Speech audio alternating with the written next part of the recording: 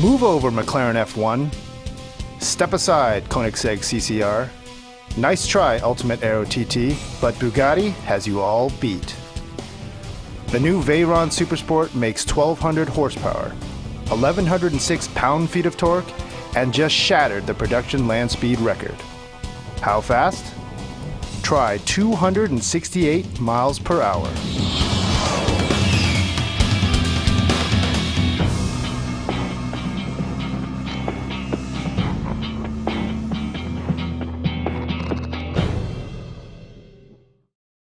To find out how it all went down, we talked to Pierre-Henri Raffinal, the pilot of the Veyron Supersport during its record-breaking run. Okay, so I'm here with Pierre-Henri Raffinal. He's Bugatti's official pilot and also the world record holder for the production car top speed record. Now, Pierre-Henri, tell me, what exactly did you do when you did the top speed record? Basically, we tried the car on overall, which is based in Erlising, which is in Germany, where we're doing all the tests for all the private car and the future car. And it's an overall of 23 kilometers with a straight line of 8 kilometers. And for the world record, you have to achieve that in both directions. So you have to do 2 attempts, and they will take the average speed. And how fast was the average speed? The average speed was 431 kilometers, which is around 268 miles per hour. So I had to do actually one run at 260 miles and one run which was very close to 270 miles. Holy moly. Now, what was it like at that speed? I think it's like you are in an area where you're discovering, things. Each kilometer it's making a new feeling, a new word, a new sensation.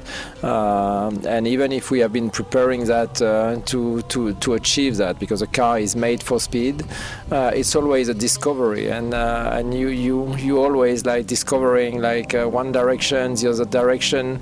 The tarmac is different from one direction to the other direction. Is when like you're shaving, one side is smooth, the other one is more rough, and it's the same with tarmac, and it's an old experience, a lot of stress coming out of that things, because you know that if something is going wrong, you have a basic chance not to come back to the pits to tell your engineer what was wrong. So it's like stressful, but also super exciting.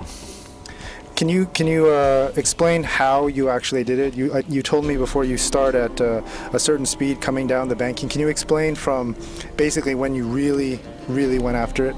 You have a procedure to try to make it as efficient as possible, and on this overall, you starting and just trying to go as quick as possible to 7-speed gear, trying to use like 200 kilometers, 120 miles, and then you go through the banking with the same speed, just changing gears down up to 4th, and just basically making the rev getting higher.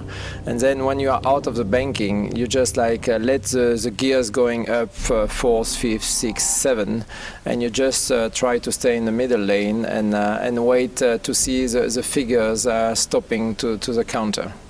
I see.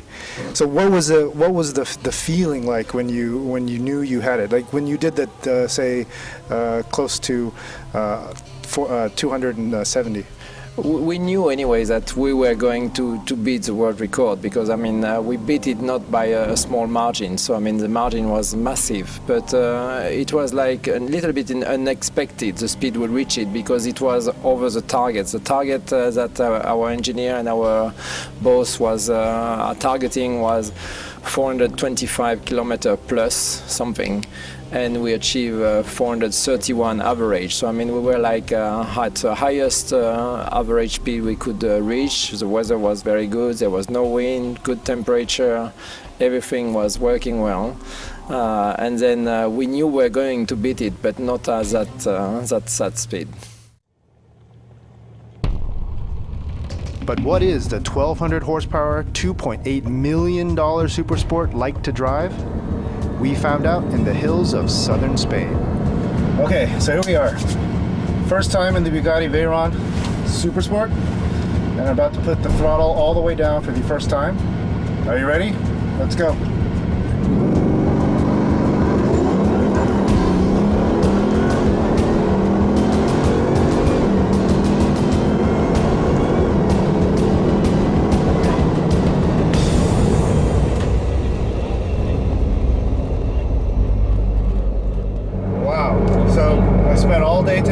driving the Bugatti Veyron, my first time.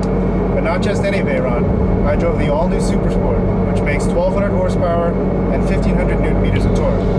Absolutely insane vehicle. Certainly one of the craziest things I've ever done, and it ranks very high up on the list of all-time greatest vehicles in my book. But if I can break it down for you and tell you what it's like on a level that you might understand, you might actually get a chance to drive. In many ways, the vehicle is like the Nissan GTR. Now, I know what you're saying. Of course, the Asian guy is going to say this one-of-a-kind vehicle is like the $70,000 Japanese supercar. But it's true. I've driven Ferraris, I've driven Lamborghinis, I've driven all sorts of vehicles. But when I first got into this car, the vehicle that most came to mind, particularly at low speed, is the GTR. Now, why? Really, it has to do with the amount of noise that's in the cabin. There's quite a bit of gear noise from the 7-speed Ricardo dual clutch. You hear it at every speed, no matter whether you're low speed or high speed. It's a constant whir in the background. It's actually a little bit quieter than GTRs, that you don't hear the gears changing or meshing so much, but the sound is there. There's also quite a bit of tire noise too, especially over rough pavement. Again, it's not bad, but over a long period of time, it could be quite draining. Your ears feel very full, and you have this constant rumble, as you just heard, from the pavement. But in every other aspect, this car really is like no other. When you step on the acceleration pedal, on the gas pedal, the thing just goes. It is absolutely phenomenal. Watch this.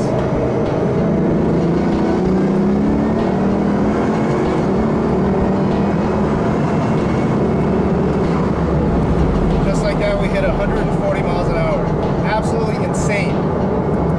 Completely nutty. And this thing is capable of far more.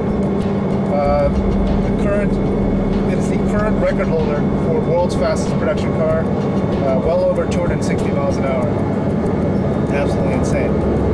So I love it. It's very fast. It's actually very easy to drive. But I don't think I'll be able to buy one. I don't think you'll be able to buy one, because the thing costs about $3 million and they're only making 30 of them. So if you want one,